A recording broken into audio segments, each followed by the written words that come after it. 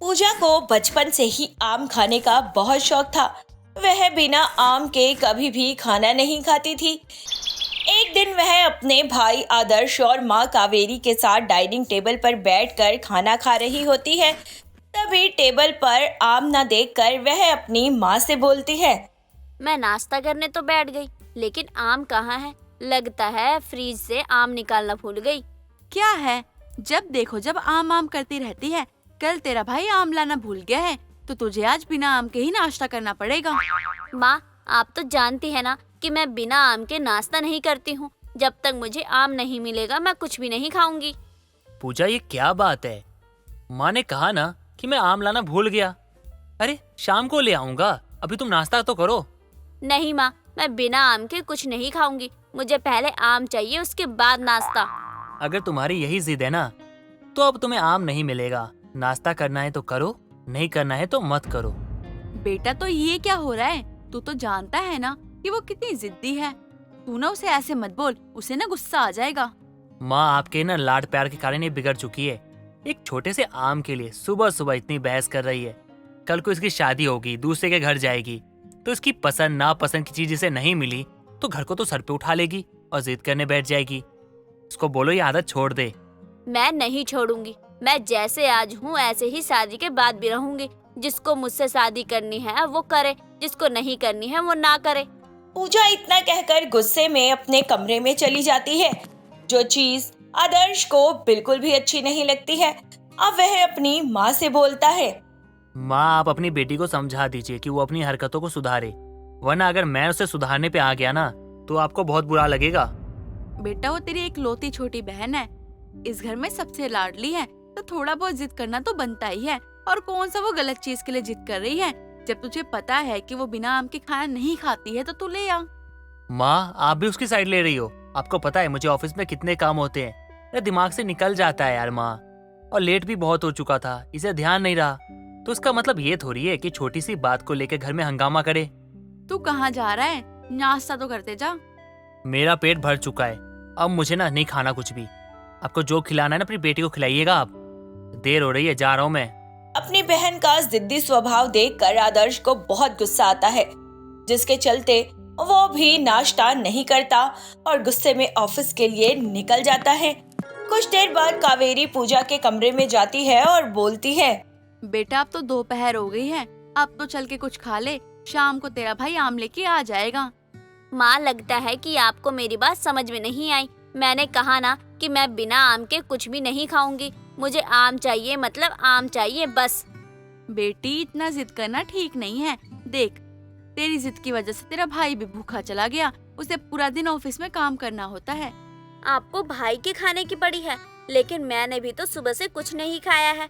वो मेरा एक छोटी सी चीज का ध्यान नहीं रख सकते हैं, तो आगे वो मेरा क्या ही रखेंगे ख्याल। ठीक है, अगर तुझे इतनी ही जिद है तो तू बैठी रह। अब मैं तुझे मनाने के लिए नहीं आऊंगी। कावेरी इतना कहकर पूजा के कमरे से चली जाती है और एक आम के चक्कर में पूजा पूरा दिन कुछ नहीं खाती है। जो चीज कावेरी को बिल्कुल भी अच्छी नहीं लगती है और उसका दिल ही नहीं मानता और अपने बेटे के ऑफिस के आने का इंतजार ना करके दोपहर में ही वह अपनी बेटी के लिए आम ले आती है। कड़कती धूप में वह आम लेकर जब घर लौटती है तो हॉल में बैठी पूजा अपनी माँ को पसीने में लथपथ और चेहरा टमाटर की तरह लाल देखकर बोलती है। माँ, कौन सी जंग लड़ने के लिए गई थी जो पसीने में इतनी तरबतर हो रही हो? आपको किसने बोला था इतनी धूप में बाहर जाने के लिए? बाहर नहीं जाती तो क्या करती? माँ का दिल है, ऐसा ही होता है। आम ना मिलने के चक्कर में तूने पूरे दिन खाना नहीं खाया है। तेरी आम की जिद के चक्कर मेरा बेटा भूखा चला गया है। बिना बात के घर में कलेश हो गया है, तो सोचा तो मैं ही मार्केट जाके आम ले आती हूँ। माँ, आपने ही तो बोला था कि भाई ने कहा था कि वो शाम में आम ले आएगा, तो फिर आपको इतनी धूप में बाहर जाने की क्या जरूरत थी? अगर आपकी तबीयत खराब हो गई तो? अगर तुझे मेरी तबीयत की इतनी ही चिंता होती तो तू मुझे कहीं जाने के लिए बोलती ही नहीं। और मैंने तुझे जब बोला था कि बेटा खाना खा ले, शाम को तेरा भाई आम लेके आ जाएगा, तो तू बेवजह अपनी जिद पे अड़ी नहीं रहती। अपनी माँ की बुरी हालत देखकर पूजा को बहुत बुरा लगता है और वो अपनी माँ से माफी मांगते हुए बोलती है। माँ, मुझे माफ कर दीजिए, मुझसे गलती हो गई। मैंने बिना बात के ही बहुत कलेश कर दिया। रहने दे बेटी, ये माफी ने तो कई बार मांग चुकी है, लेकिन जहाँ बात आम की आ जाती है वहाँ तो तुझे कुछ दिखाई नहीं देता है। अभी भी तेरा गुस्सा सिर्फ इसलिए शांत हुआ है क्योंकि तूने मेरे हाथ में आम देख लिया है। इसलिए ना ये अपना दिखावा बंद कर दे और चल के चुपचाप खाना खा ले। माँ, आप मुझे कितने अच्छे से जानती हैं। मुझे तो लगा था कि आप मेरी इमोशनल बातों में पिघल जाएंगी, लेकिन आपने तो 1 मिनट में ही पकड़ लिया। वो इसलिए क्योंकि मैं तेरी माँ हूँ और तू मेरी बेटी है। मैं तेरे रंग ढंग से वाकिफ हूँ कि तू कैसी है और कैसी नहीं। कावेरी रसोई में जाती है और पूजा के लिए एक प्लेट में आम काट कर ले आती है और उसे खाने के लिए देती है। पूजा आम पाकर बहुत खुश होती है। दिन बीतते जाते हैं। ऐसे ही एक दिन कावेरी अपने बेटे आदर्श के लिए लड़की देखने के लिए जाती है। लड़की वालों के घर सभी लोग बैठकर आपस में बातें कर रहे होते हैं। तभी पूजा की नजर डाइनिंग टेबल पर रखी फ्रूट की टोकरी में आमों पर जाती है, जिसे देखकर उसका खुद पर कंट्रोल नहीं होता और वह मन ही मन बोलती है, हाय, कितना सुंदर आम है। जो देखने में इतनी सुंदर है वो खाने में कितने मीठे होंगे। ये लोग तो सिर्फ बातों में लगे हुए हैं, खाने के लिए तो कुछ दे ही नहीं रहे हैं। मैं क्या करूं? जाकर खुद ही लेकर खा लेती हूँ। क्या हुआ बेटी, तुम्हें कुछ चाहिए क्या? मैं इतनी देर से देख रही हूँ, तुम डाइनिंग टेबल की तरफ घूर घूर के देखी जा रही हो। नहीं, वो कुछ नहीं। अरे बेटी शर्माओ मत, क्या हुआ, क्या चाहिए तुम्हें? जब आप इतना पूछ ही रही हैं तो मैं आपको बता देती हूँ। मुझे डाइनिंग टेबल पर रखे वो सारे आम चाहिए। मुझे आम खाना बहुत पसंद है। मैं बिना आम के खाना नहीं खाती हूँ। बस इतनी सी बात, रुको मैं अभी तुम्हारे लिए आम लेकर आती हूँ। निर्मला इतना कहकर डाइनिंग टेबल के पास जाती है और फ्रूट टोकरी लाकर पूजा के सामने रख देती है। पूजा यह भूल जाती है कि वह अपने घर नहीं बल्कि किसी और के घर है और कुछ ही देर में फ्रूट की टोकरी में से सारे आम खा जाती है।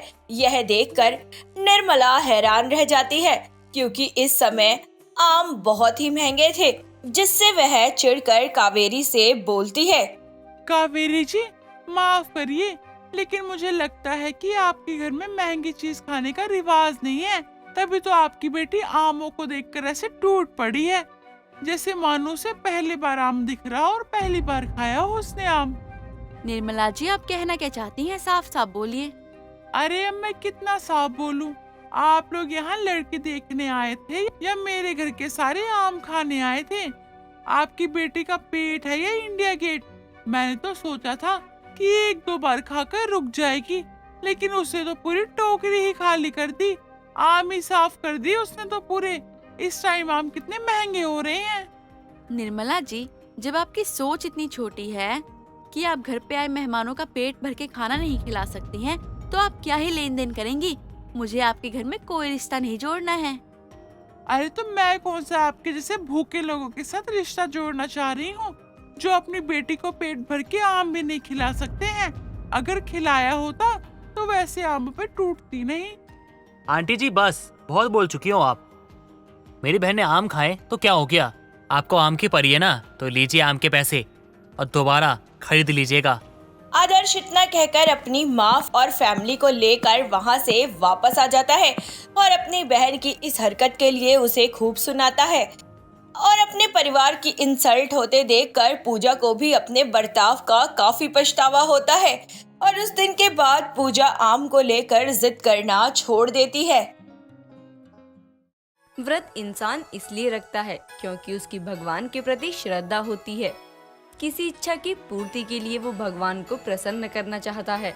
लेकिन शांति देवी की 5 बहुएं मीना, रीना, करीना, सवीना और रुबीना के लिए व्रत रखना रोज नहाने के बराबर था। आए दिन उनका कोई न कोई व्रत होता ही था। ऐसे ही एक दिन सुबह के समय जब शांति देवी और उसका बड़ा बेटा मयंक नाश्ते की टेबल पर बैठे होते हैं तो 5 बहुएं उनके सामने पराठे और जूस रखती हैं। ये देख मयंक बोलता है, ये क्या मीना, तुमने आज मेरे लिए आमलेट नहीं बनाया? यार कब से बोल रहा हूँ तुमको, मेरा आमलेट खाने का मन कर रहा है। बहू, उसका इतना मन है तो बनाती क्यों नहीं है? और तुझे कोई काम होता है तो अपनी इन 4 देवरानियों में से किसी को बोल दे, ये बना देंगी। माँ जी, ऑमलेट ना तो मैं बनाऊंगी ना मेरी देवरानियाँ। लेकिन क्यों? क्योंकि माँ जी, हम पाँचों का सोमवार का व्रत है और व्रत में ऐसे नॉनवेज नहीं बनेगा, नहीं खाना चाहिए, क्योंकि इससे हम पाँचों का व्रत भंग हो जाएगा। मीना, हद होती है। महीने में 30 दिन से 29 दिन तुम्हारे व्रत होते हैं। क्या मैं खाना ही छोड़ दूं? क्या जेठ जी, आप भी कैसी बातें करते हैं? व्रत रखकर भूखे हम हैं और खाना आप छोड़ देंगे? ये कोई बात हुई? और अगर हमारा व्रत होता है तो ऐसे तो है नहीं कि हम आप लोगों को भूखा रखते हैं। आपके लिए भी तो खाना बनाते ही हैं। बेटा, जो बना है खा ले। ये अपने व्रत में कुछ ऐसा वैसा तो बनाएंगी नहीं। और इतने व्रत रखती हैं, कहीं कुछ बोल दिया ना उल्टा सीधा और भगवान ने मान लिया तो हमारी ही लंका लग जाएगी। शांति और मयंक बिना बहस किए खाना खा लेते हैं, जिसके बाद वो अपने अपने काम पर लग जाते हैं। अब दिन गुजरता है। शाम को पांचों बहुएं अपने व्रत का उद्यापन करने पास के मंदिर में जाती हैं, जहां पंडित जी उन पांचों को देखकर बोलते हैं, अरे शांति देवी की पांचों बहुएं, अच्छा हुआ तुम आ गई। मैं तुम्हारी ही प्रतीक्षा कर रहा था। क्या हुआ पंडित जी? ऐसा क्या हो गया? देखो बहुओं, कल मंगलवार है और ना मैंने शांति देवी के पांचों बेटों की कुंडली देखी थी। उन सब पर वह मंगल भारी है, इसलिए तुमको अगर उन पांचों का मंगल ठीक करना है तो मंगलवार का व्रत रखना होगा, क्योंकि तुम पांचों ही उनकी पत्नियां हो, जिस कारण उनका दोष सिर्फ और सिर्फ तुम ही कम कर सकती हो। ऐसी बात है तो पंडित जी, हम पांचों मंगलवार का व्रत रखेंगे। आखिर अपने सुहाग से बड़ा कुछ थोड़ी ना है हमारे लिए। ठीक है, तो मैं तुम पांचों को ना व्रत की विधि बता देता हूँ। कल के दिन ना प्याज या लहसुन का ना खाना मत बनाना बाकियों के लिए, और हाँ, पति के साथ ना प्रेम संबंध भी नहीं बनाने हैं। ठीक है पंडित जी। पांचों अपना आज का व्रत खोलकर थोड़ा सा फल आहार करके घर आ जाती हैं और वहाँ सबको खाना खिलाकर सुला देती हैं और खुद भी सो जाती हैं। अगली सुबह जल्दी उठकर पांचों मंदिर में पूजा करके अपना मंगलवार का व्रत आरंभ करती हैं। कुछ देर में पांचों के पति भी उठ जाते हैं, जिसके बाद वो सबको लंच बनाकर पैक करके ऑफिस भेज देती हैं और थोड़ी ही देर में शांति देवी हॉल में बैठकर चाय पीती हुई अपने पास खड़ी अपनी पांचों बहुओं से बोलती है, तुम पांचों की चाय कहाँ है? माँ जी, हमने नहीं पीनी, हमारा व्रत है। आज भी व्रत? अरे कल भी तो व्रत था, आज भी व्रत। तुम पागल हो जाओगी व्रत रख रख कर। अरे अपनी हालत देखो, खाना ना खाने से कैसी कमजोर सी लग रही हो। माँ जी, ये व्रत हमारे पतियों के लिए है और जरूरी है, इसलिए हमें रखना ही होगा। हाँ माँ जी, और रही बात कमजोरी की, तो ऐसी बात नहीं है। व्रत रख के तो ताकत मिलती है जो भगवान हमको देते हैं। ये पांचों आए दिन व्रत रख रख के अपनी हालत खराब कर लेंगी। क्या करूँ मैं इनका? एक तरफ और सास चाहती हैं कि उनकी बहुएं व्रत रखें, भक्ति भाव में मन लगाएं, तो दूसरी तरफ शांति देवी चाहती थी कि उसकी बहुएं व्रत रखना बंद कर दे। वो अपनी पांचों बहुओं के हर दूसरे तीसरे दिन व्रत रखने से परेशान थी। ऐसी ही उसी शाम जब शांति देवी मोहल्ले में टहल रही होती है, तभी वहाँ से गुजरते हुए पंडित जी की नजर शांति देवी पर जाती है और वो उनके पास जाकर बोलते हैं, अरे शांति देवी जी प्रणाम, कैसी हैं आप? मैं तो आपके ही घर आने वाला था।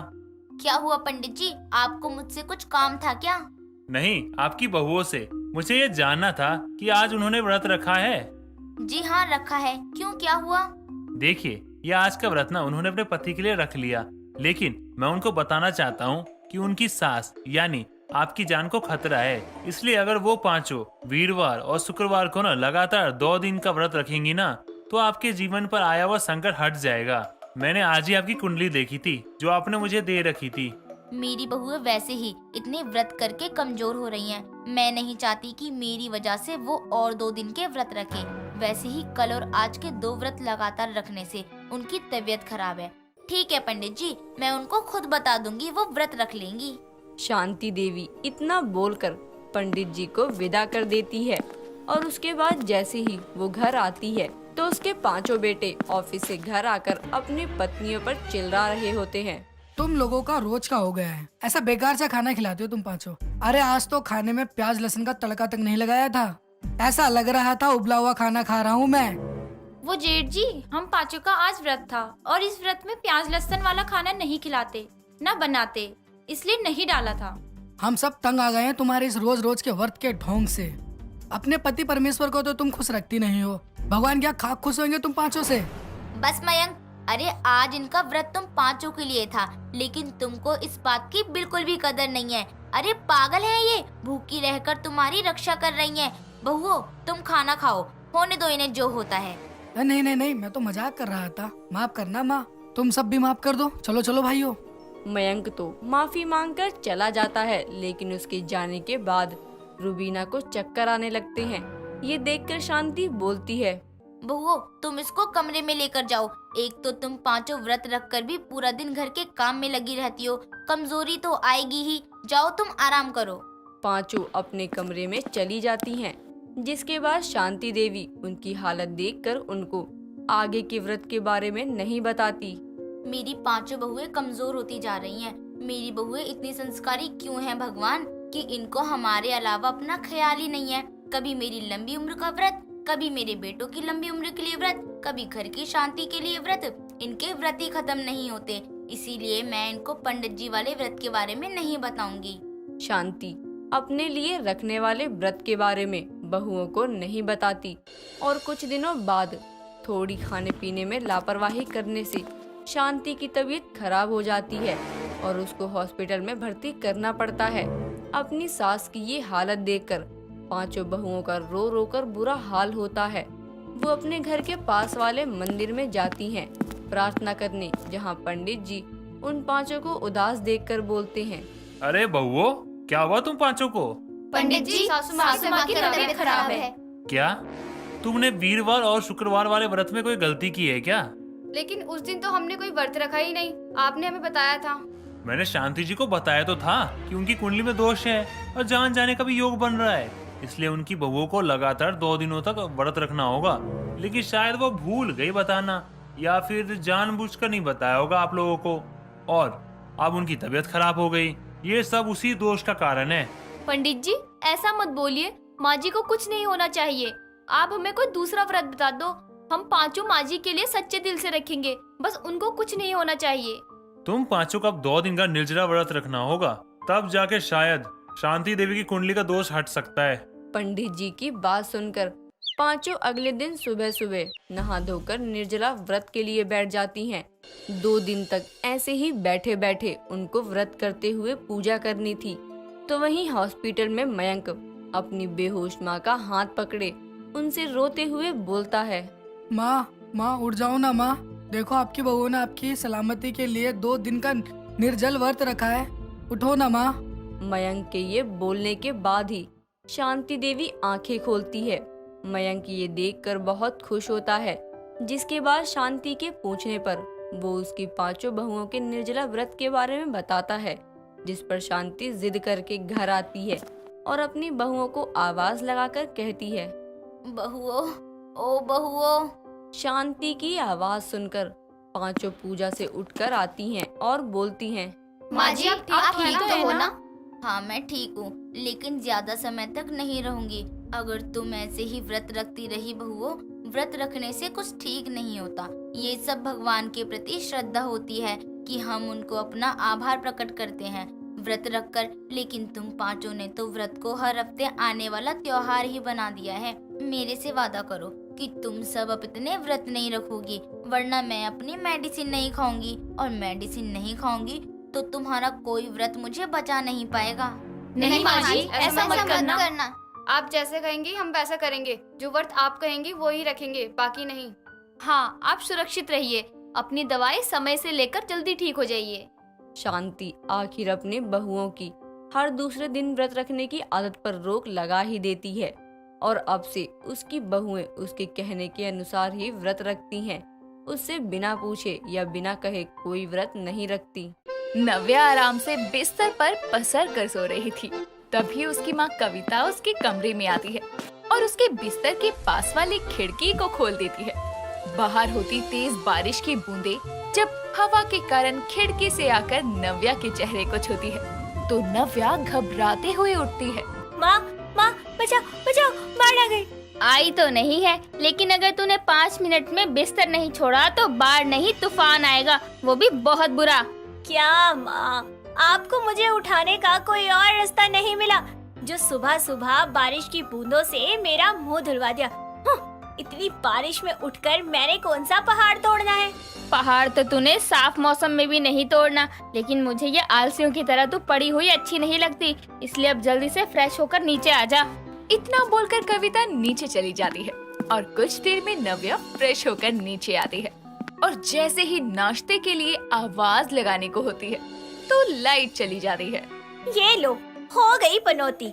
ये बारिश अपने साथ कीचड़ तो लाती है, लेकिन हमारी लाइट को ले जाती है। माँ, कुछ खाने को दे दो, लाइट का तो पता नहीं कब आएगी।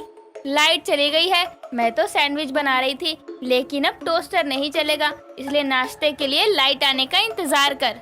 क्या यार, ऐसे मौसम में नाश्ते के इंतजार करने से अच्छा है कि मैं कोई मूवी देख लूं अपने फोन में।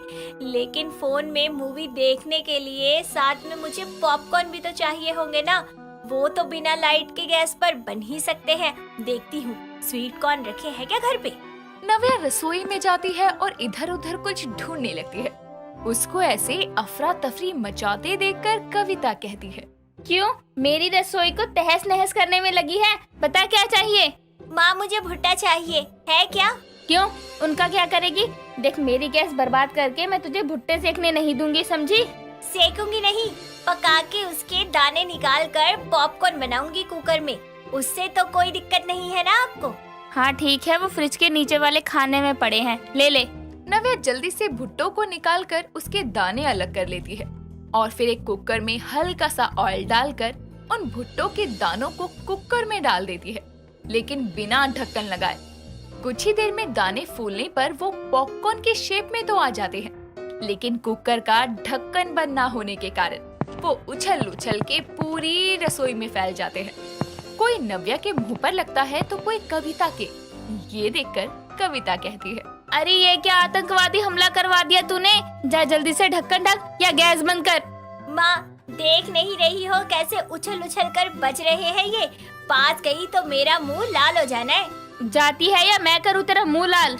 नव्या एक प्लेट से अपने चेहरे को ढकते हुए गैस बंद करती है और फिर पूरी रसोई में फैले पॉपकॉर्न्स को इकट्ठा करके एक बाउल में डालती है और अपनी माँ के साथ हॉल में फोन में मूवी लगाकर देखते हुए कहती है, वाह माँ, क्या बात है, मजा ही आ गया ना बारिश में पॉपकॉर्न खाने का। असली जन्नत तो ये है। लाइट गई लेकिन माहौल में कमी नहीं आने दी। इस दिन के बाद से नव्या को बारिश के मौसम में पॉपकॉर्न खाने की आदत पड़ जाती है। वो बाहर भी होती तो भी उसको कहीं से भी पॉपकॉर्न चाहिए ही था। ऐसे ही एक दिन नव्या अपने बॉयफ्रेंड राघव के साथ कॉलेज से घर आ रही थी। तभी अचानक बारिश शुरू हो जाती है, जिस पर राघव नव्या से कहता है, वाओ बेबी, देखो अचानक ही तेज बारिश शुरू हो गई और ऐसे मौसम में तुम मेरे साथ हो। वो तो है, लेकिन बारिश में मुझे भीगना पसंद नहीं है, बल्कि ऐसी बारिश में कहीं अकेले अंधेरी जगह हो जहाँ बारिश में चलने वाली ठंडी ठंडी हवा लगे और मैं और तुम दोनों एक दूसरे के करीब हो और बस प्यार ही प्यार। नहीं जी, और बस मेरे हाथ में पॉपकॉर्न हो और साथ में मोबाइल में एक मस्त हॉरर मूवी। आहा, नजारा ही आ जाएगा बारिश का। चलो ना बेबी, तुम्हारे घर चलते हैं, वहाँ कोई नहीं होगा ना? हाँ, क्यों, क्या इरादा है तुम्हारा? देखो बारिश हो रही है, इसका मतलब। कुछ भी मतलब मत निकालो। वहाँ जाकर बस पॉपकॉर्न बनाकर अच्छी सी मूवी देखेंगे, समझे? चलो अब। और हाँ, तुम्हारे घर पर कॉर्न तो रखे हुए हैं ना? हाँ, खेत है पूरा कॉर्न का। सारे रोमांटिक मूड पर पॉपकॉर्न फेर दिया। राघव और नव्या उसके घर जाते हैं, जहाँ नव्या अपने फेवरेट पॉपकॉर्न बनाती है और बारिश के मौसम में मस्त अंदर बैठकर मूवी एंजॉय करती है। और बेचारा राघव, उसका रोमांस का तो सपना धरा का धरा रह जाता है। ऐसे ही दिन गुजरते हैं और बारिश के मौसम के दौरान नव्या घर में कॉर्न ला कर रखती है और जब भी बारिश होती तो पॉपकॉर्न बनाकर खाती है। ऐसे ही एक शाम बारिश नहीं थी और नव्या जब घर आई तो उसने अपने भाई रोहन को अपने लाए कॉर्न का पॉपकॉर्न बनाते खाते देखा, जिस पर वो भड़कते हुए बोली, कुत्ते कमीने, तेरी हिम्मत कैसे हो गई मेरे लाए हुए कॉर्न से पॉपकॉर्न बनाने की? तू जानता नहीं है, ये कॉर्न मैंने बचा के रखे थे बारिश के मौसम के लिए, ताकि बारिश आए तो मैं पॉपकॉर्न का मजा ले सकूं। तो तुझे बारिश में खाने होते हैं, मुझे किसी भी मौसम में चल जाते हैं। और अभी मैं मूवी देखने बैठा था तो पॉपकॉर्न तो जरूरी थे। तो खुद के कौन लाता वो बनाता, गधा कहीं का। तूने मुझे मारा ना, रुक अब तू देख। रोहन अपने बाउल से पॉपकॉर्न फेंक फेंक कर नव्या को मारने लगता है, जिसके बाद दोनों की लड़ाई बढ़ जाती है और पूरे हॉल का सत्यानाश कर दिया जाता है। इतने में कविता शोर सुनकर हॉल में आती है तो देखती है कि उसकी दोनों गंदी औलादों ने घर को कबाड़ खाना बनाया हुआ है। तुम्हारे बाप ने मुझे नौकर रखा है क्या, जो मैं ये सब सवारती रहूं पूरा दिन? निकम्मी औलादो, किस लिए महाभारत कर रहे हो? माँ, इसने मेरे लाए हुए कॉर्न के पॉपकॉर्न बनाकर खा लिए। मैंने वो बारिश के मौसम के लिए बचा के रखे थे। तो मम्मी देखो ना, इतनी सी बात पर दीदी ने मुझे मेरे सर पर एक जोर से मारा। मैं तो कह रहा था दीदी मैं तुमको ला कर दे दूंगा, लेकिन यह कि सुनी नहीं और मुझे इन्हीं पॉपकॉर्न से मारने लगी। कहती है ले अब खा। हाय राम, कुत्ते कैसे झूठ बोल रहा है। माँ सच्ची में ये झूठ बोल रहा है। नव्या, तेरा अपने छोटे भाई को मारना बंद नहीं हुआ ना? रुक, तेरे पॉपकॉर्न का नशा अभी उतारूं। कविता रसोई से सारे भुट्टे के दाने लेकर आती है और उनको आंगन में फेंकते हुए कहती है, ना रहेंगे कौन, ना बनेंगे पॉपकॉर्न। कविता जैसे ही उन्हें फेंक के अंदर आती है तो जोर से बारिश शुरू होती है। ये देखकर नव्या रोते हुए कहती है, क्या मम्मी, बारिश शुरू होते ही फेंक दिए, थोड़ी देर रुक नहीं सकती थी क्या? नव्या रोते हुए अपने कमरे में चली जाती है, लेकिन उसके भाई को इस बात का बुरा भी लगता है कि उसकी बहन ने डांट भी सुनी और उसे कौन भी नहीं मिले, जिसके चलते तेज बारिश में रोहन घर से बाहर जाता है और दुकान से पैकेट वाले पॉपकॉर्न लेकर अपनी बहन के कमरे की तरफ बढ़ता है और नॉक करके बोलता है, दीदी सॉरी, मुझे नहीं पता था। मम्मी आपके सारे दाने बाहर फेंक देंगी, माफ कर दो प्लीज। मैं ये पैकेट पॉपकॉर्न लाया हूँ बारिश में जाकर, ये ले लो और मुझे माफ कर दो। रोहन के इतना बोलते ही कुछ देर बाद नव्या दरवाजा खोलती है और उसके हाथों में पॉपकॉर्न के कुछ पैकेट होते हैं, जिन्हें छीनते हुए वो बोलती है, जा जा, तुझे माफ किया। थैंक यू और सॉरी मम्मी के सामने झूठ बोलने के लिए। कोई नहीं। अच्छा सुन, मूवी देखेगा? अभी नई आई है, मैंने डाउनलोड की हुई है। पॉपकॉर्न खाने को दोगी साथ में? चला जा।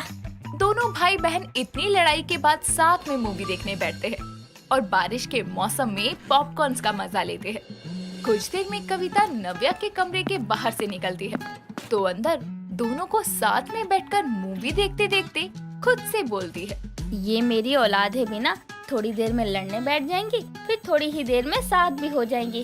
खैर चलो, थोड़ी देर तो शांति होएगी, इतने में सो लेती हूँ। कविता अपने कमरे में आराम करने चली जाती है। समय गुजरता है।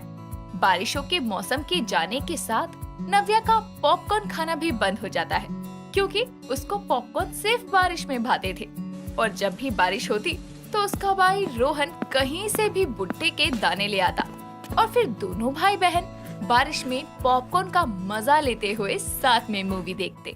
अमीरचंद भले ही नाम से अमीर था, लेकिन वो एक गरीब घर से था। वो एक छोले भटूरे की दुकान को चलाया करता और उसी छोले भटूरे की छोटी सी दुकान से उसकी अच्छी कमाई होती। एक देर शाम जब अमीरचंद अपनी दुकान से घर लौटकर आता है तो वो अपनी पत्नी मंजू से कहता है, सुनो भाग्यवान, तुमने कल के लिए छोले भिगा दिए क्या? नहीं नहीं, मैं आपका ही इंतजार कर रही थी। कहीं आज वाला खाना ना बचा हो तो मैं कहीं ज्यादा छोले ना भिगो दूं। नहीं नहीं, आज तो थोड़ी जल्दी ही दुकान समेट ली थी मैंने। अब सोच रहा हूँ दुकान पर तुम्हें भी हाथ बटाने के लिए रख लूँ। हाँ ये भी सही है, आपसे अकेले से होता भी तो नहीं होगा ना। हाँ बहू, जब इसके ग्राहक बढ़ रहे हैं तो एक आदमी तो चाहिए होगा ना इसकी मदद के लिए। हाँ माँ सही कह रही है। और अब कल से तुम मेरे साथ ही दुकान पर चलोगी, माँ घर का सारा काम देख लेंगी। अमीरचंद अपनी पत्नी मंजू के साथ अब अपने छोले भटूरे की दुकान पर रहने लगा और ऐसे ही समय बीतता रहा और अमीरचंद के स्वादिष्ट छोले भटूरे की दुकान पर ग्राहकों की भीड़ इकट्ठा होने लगी, जिसके लिए अमीरचंद ने एक और लड़का रखा जिसका नाम राजू था। मालिक, आप बुरा ना माने तो आपसे हम एक बात पूछे। हाँ हाँ क्यों नहीं, पूछ क्या बात है। मालिक, आपके सामने जो छोले भटूरे की दुकान वाला है ना, उस पे क्यों नहीं जाते हैं लोग? अरे मैं तो जब से आया हूँ ना तब से उसको सिर्फ मक्खियाँ मारते हुए देखता हूँ। अरे ये ज्यादा ही डेढ़ शाना बनता था, छोले भटूरे में ना जाने क्या ही मिलावट करता था, तब से इसकी दुकान मंदी हो गई है। और राजू भला इनके छोले भटूरे की दुकान के सामने दूसरा कोई टिक भी सकता है क्या? ये भी है मालकिन, मालिक के हाथों का छोला भटूरा ना वाकई बहुत ही टेस्टी होता है। कैसे बनाते हो? अरे ये राज की बात है, अब तू आ ही गया है तो क्या सब जान के जाएगा कैसे क्या बनता है। ऐसे ही समय बीतता रहता है और एक छोटी सी रेडी से अमीरचंद एक दुकान में अपनी छोले भटूरे की दुकान खोल लेता है। एक रोज राजू ग्राहकों को छोले भटूरे पहुंचा कर आ रहा था। तभी वो रसोई में आता है और अपने मालिक अमीरचंद को देखता है, जो कि पसीने को अपने माथे से पोंछकर उन्हीं हाथों से मैदे को गूंथ रहा था और छोले भटूरे बेलकर उन्हें तल रहा था। मालिक, ये क्या किया आपने? अरे आप अपना पसीना इसमें पोंछ रहे थे। अरे इसी से तो स्वाद आता है असली, तुझे क्या पता। चल तू बाहर ग्राहकों पर ध्यान दे। ये देखकर राजू को बहुत अजीब लगता है और अब से वो अमीरचंद की दुकान के बने छोले भटूरे चाहकर भी नहीं खाता। एक रोज अमीरचंद की दुकान पर ग्राहकों की भीड़ से छोले भटूरे खत्म होते हैं। ये देखकर मंजू उनमें बहुत सारा पानी मिलाकर ऊपर से उसमें नमक मिर्च डाल देती है। मालकिन, ये तो गलत है ना। अगर छोले खत्म हो गए हैं तो हम दुकान बंद भी तो कर सकते हैं। अब ये क्या कर रही हैं? देख, कभी मुनाफा तो कभी घाटा होता ही है, ये दुकानदारी का सौदा है। ऊंची दुकान और फीका पकवान, अरे ये कहावत इन लोगों के लिए ही बनी है। जैसे जैसे की दुकान की बिक्री बढ़ रही है वैसे वैसे ये मालिक का लालच तो बढ़ता ही जा रहा है। अरे कहाँ खो गया तू? जा जाकर ये ग्राहकों तक पहुँचा कर आ। अब राजू मजबूरन वो पानी वाले छोले ग्राहकों तक पहुँचा कर आता है। ऐसे ही पैसों के लालच में अमीरचंद और उसकी पत्नी मंजू अपनी अच्छी खासी चलती हुई दुकान को बिगाड़ने पर तुले थे। ऐसे ही समय बीतता है, लेकिन धीरे धीरे उनके ग्राहक अब कम होने लगते हैं। माँ जी, आपने खाना तो नहीं बनाया ना? नहीं बहू, तुम लोगों ने ही तो कहा था कि खाना नहीं बनेगा। माँ ना जाने दुकान को क्या हो गया है। एक तो दुकान मंदा हो गई है, ऊपर से वो मेरे सामने जिसकी छोले भटूरे की दुकान थी वो अब 15 रुपए की प्लेट छोले भटूरे देने लगा है। हाँ माँ जी, और जिस दुकान पर कल तक ग्राहक जाते नहीं थे, आज तो उसकी भी अच्छी खासी कमाई हुई है। जरूर तुम लोगों ने कुछ न कुछ गड़बड़ की है। नहीं नहीं माँ जी, हमने तो अपने ग्राहकों का पूरा ध्यान रखा है। मेरे लल्ला की दुकान तो अच्छी खासी चल रही थी, जब से तू गई है तब से दुकान पर बुरी चुड़ैल का साया पड़ गया। माँ जी, मैं कब से कुछ नहीं बोल रही हूँ, इसका मतलब ये नहीं कि आप कुछ भी बोलेंगी। कल से तू दुकान नहीं जाएगी, तेरी सास कलावती जाएगी। हाँ हाँ, मैं भी देख लूंगी। आपके जाने से कौन सा मेरा मर्द अंबानी बन जाएगा। सास बहू में छोले भटूरे की दुकान को लेकर खूब झगड़ा होता है, लेकिन अगले दिन से मंजू की जगह कलावती दुकान पर जाती है तो देखती है कि दुकान में बहुत गंदगी है और खुद अमीरचंद भी साफ से कपड़ों में खाना नहीं बना रहा।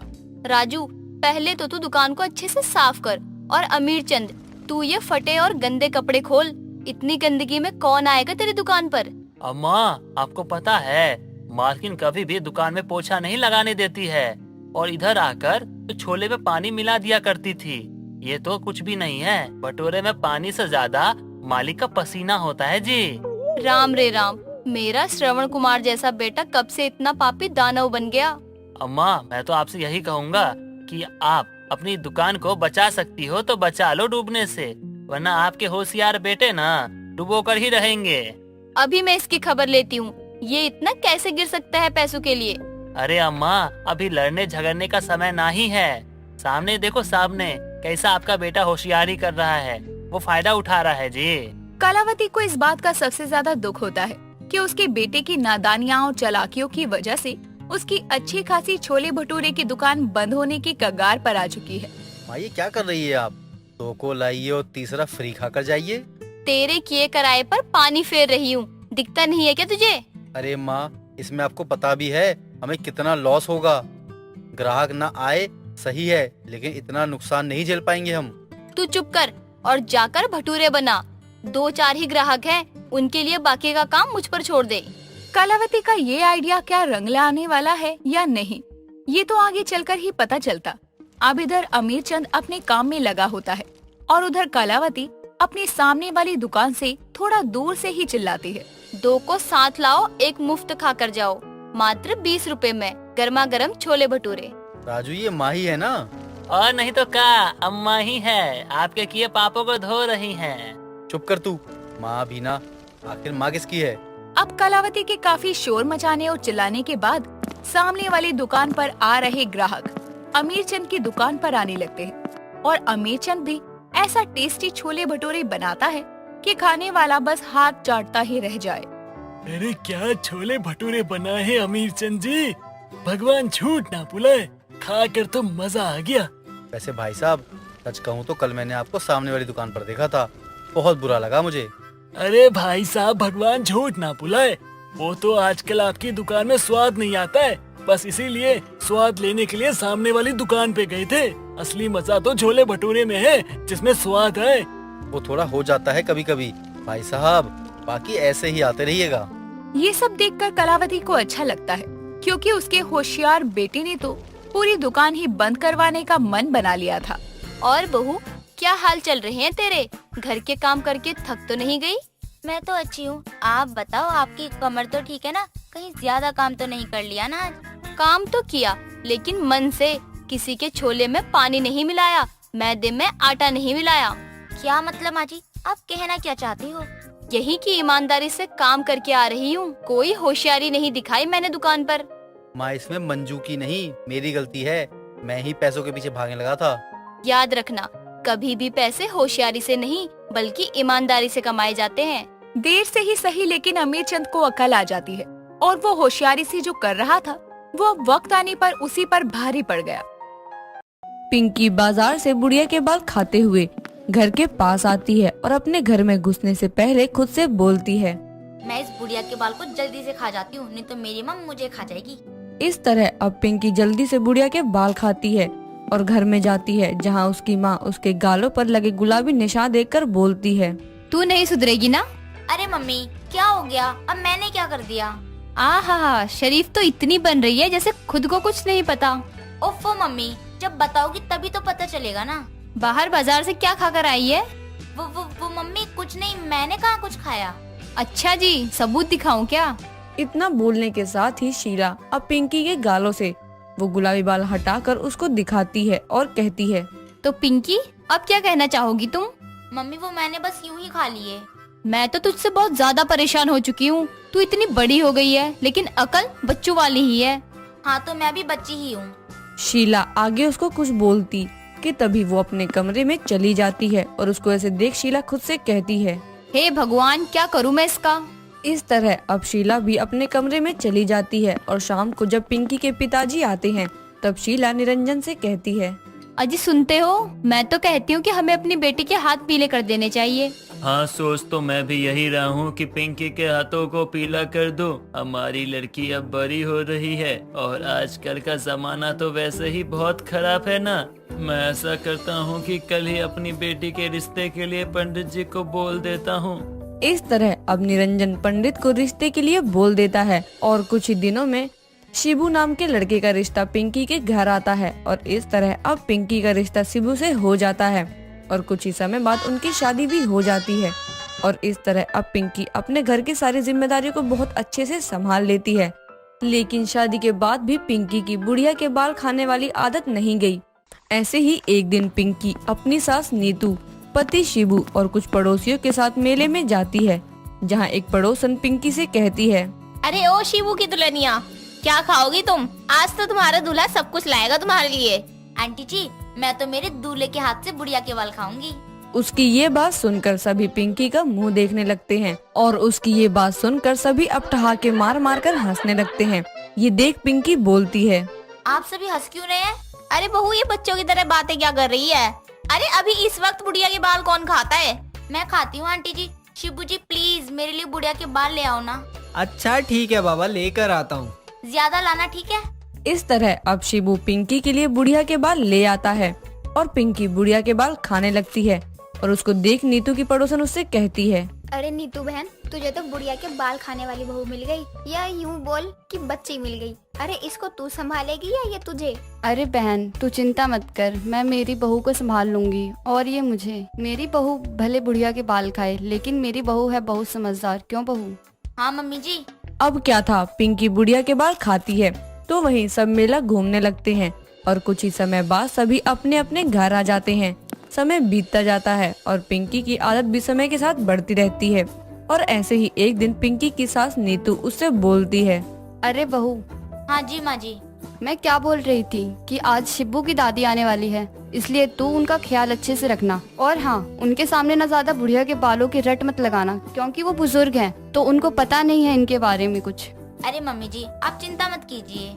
शाम को अब शिबू दादी को लेकर आता है। दादी को देख पिंकी दादी के पैर छूती है और उनको अपने कमरे में ले जाती है। कुछ समय बाद दादी पिंकी को आवाज लगाती है, अरे बहू, मेरे सर में जरा दर्द हो रहा है, इसलिए मेरे सर में तेल लगा दो जरा। हाँ दादी जी आई। जब से दादी आई है मैंने अभी तक बुढ़िया के बाल नहीं खाए हैं। इस तरह अब पिंकी दादी के पास जाती है और उनके सर में तेल लगाने लगती है। तेल लगाते लगाते पिंकी खुद से कहती है, जल्दी से दादी के सर में तेल लगा दूं, उसके बाद में बचे हुए बुढ़िया के बाल खाऊंगी। पिंकी ने ये बात खुद से कही थी, लेकिन उसकी ये बात दादी सुन लेती है, जिसके बाद वो पिंकी से कहती है, अरे करमचली नास पीटी, तू मुझे बुढ़िया बोल रही है और तो और तू मेरे बाल खाने की कह रही है। अरे ओ नीतू बहू, नीतू। जी माँ जी, क्या हुआ? अरे तू बहू लाई है या डायन? क्यों माँ जी, क्या हो गया? मुझे लगता है पिंकी बहू कोई चुड़ैल है। अरे पर माँ जी, हुआ क्या है? ये खुद से बड़बड़ाते हुए बोलती है कि जल्दी से तेल लगाकर बाकी के बचे हुए बाल खाऊंगी। पिंकी? वो मम्मी जी मैंने खुद से कहा था। मैं तुम्हारा क्या करूं? माँ जी, ऐसा कुछ नहीं है, वो कोई चुड़ैल नहीं है बल्कि इंसान है। वो आपके साथ बस मजाक कर रही है। अच्छा तो मजाकिया बहू लाई है तू। क्या करूं माँ जी, लड़ाकू तो सब लाते हैं, मैं मजाकिया ले आई। हाँ, जैसे तू है लड़ाकू। इस तरह अब नीतू अपने कमरे में चली जाती है तो वहीं पिंकी भी अपने कमरे में चली जाती है। लेकिन दादी के दिमाग में वही बालों वाली बात चल रही थी और दादी खुद से कहती है, जरूर कुछ ना कुछ गड़बड़ है। ये पिंकी बहू मुझे चुड़ैल लग रही है, मुझे इसके पैरों को चेक करना पड़ेगा। इस तरह अब रात हो जाती है तो वहीं अब सब खाना खाकर अपने कमरे में चले जाते हैं। साथ ही अब पिंकी भी अपनी दादी के कमरे में जाती है और वो दादी को कंधे से बाल सुलझाते हुए देख कहती है, अरे दादी, आप बाल क्यों काट रही थी? मुझे बोल दिया होता, मैं आपके बालों को झाड़ देती। अब रहने दे बहू, अपने बालों को तो मैंने खुद ही काट लिया। दादी जी लाइए, आपके बाल जो टूटे हैं उसे मैं बाहर फेंक देती हूँ। अगर मैंने इसको दिया तो ये मेरे बालों को खा जाएगी। नहीं, मैं अपने बाल उसको नहीं दूंगी। दादी जी क्या सोच रही हैं आप? बहू तू जा, मैं फेंक दूंगी अपने बाल। ठीक है दादी जी। अब क्या था, पिंकी अपने कमरे में जाने लगती है कि तभी दादी नीचे झुककर उसके पैरों को देखने लगती है कि तभी दादी झुकते झुकते इतना झुक जाती है कि वो नीचे गिर जाती है। गिरने की आवाज सुनकर पिंकी पीछे पलटती है और साथ ही शिबू और नीतू भी दौड़ते हुए कमरे में आते हैं, जहाँ वो देखते हैं कि दादी गिरी हुई थी। ये देख नीतू अपनी सास से बोलती है, अरे माँ जी, आप नीचे क्यों सो रही हैं? अरे करमजली कहीं की, मैं नीचे क्यों सोऊंगी? तो आप नीचे क्या कर रही हैं? हाय मेरी कमर, मैं गिर गई रे। गिर गई? लेकिन कैसे? नीतू बहू, ये जो तेरी बहू है ना, पिंकी बहू चुड़ैल है, चुड़ैल। आज भी मुझसे बाल मांग रही थी और मुझसे कहती है कि माँ जी मैं आपके बाल फेंक देती हूँ। उसकी बातें सुन शिवू कहता है, अरे दादी, वो कोई चुड़ैल नहीं है, आपकी बहू है। अरे नहीं बेटा, तू उसके पैर देख, मैं बोल रही हूँ ना वो चुड़ैल है। ठीक है, मैं उसके पैर देखता हूँ। अब क्या था, शिबू पैरों पर से पिंकी की साड़ी हटाकर देखता है तो पिंकी के पैर तो सीधे थे। ये देख शिबू कहता है, देख लिया ना दादी जी, यकीन हो गया ना कि ये चुड़ैल नहीं है। लेकिन ये क्यों कहती है कि इसको बुढ़िया के बाल खाने हैं? हे भगवान। दादी जी, बुढ़िया के बाल खाने से उसका मतलब ये है कि यहाँ पर बुढ़िया के बाल मिलते हैं। वो एक कैंडी होती है, रुको मैं आपको भी दिखाता हूँ। फिर क्या था, शिबू बाजार जाता है और ढूंढकर ढेर सारे बुढ़िया के बाल खरीदकर वापस से घर आकर सबको बुलाता है। उसकी दादी, माँ नीतू और पत्नी पिंकी सब नीचे आते हैं और दादी के हाथ में बुढ़िया के बाल देकर शिबू बोलता है, दादी जी देखो, ये होते बुढ़िया के बाल। पिंकी बुढ़िया के बाल खाएगी, इसका मतलब वो इसको खाएगी। अच्छा, ये होता है बुढ़िया के बाल? जी हाँ, ये होता है। तो हमारी बहू बुढ़िया के बाल खाने वाली बहू है। दादी की ये बात सुनकर सभी हंसने लगते हैं, फिर सब प्यार से रहने लगते हैं। कुछ समय बाद दादी अपने गांव चली जाती है, पर उसे हमेशा याद रहता है कि उसकी शिबू की बहू बुढ़िया के बाल खाने वाली बहू है। दोस्तों, अगर आपको ये कहानी पसंद आई तो इसे लाइक करें, शेयर करें और कमेंट करके बताएं कि कहानी में आपको सबसे अच्छा क्या लगा।